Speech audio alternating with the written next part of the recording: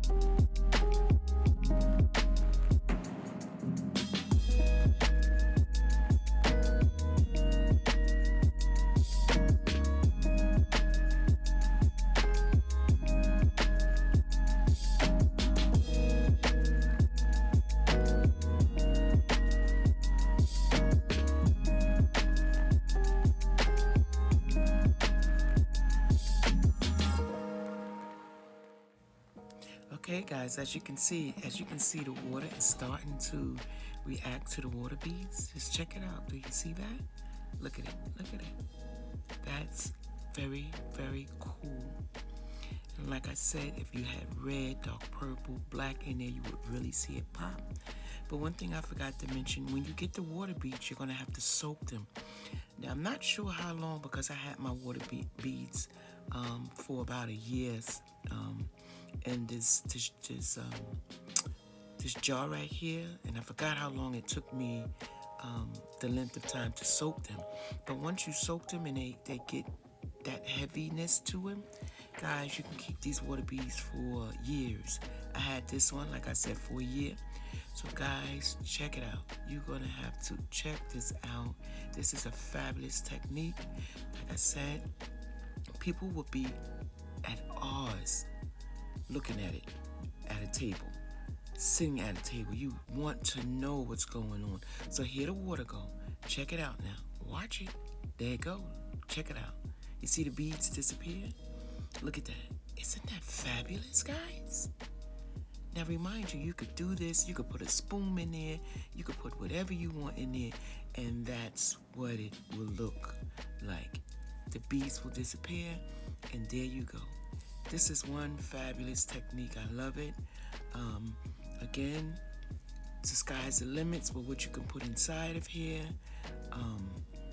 This is so cool. So I'm going to pour a little bit more water in there.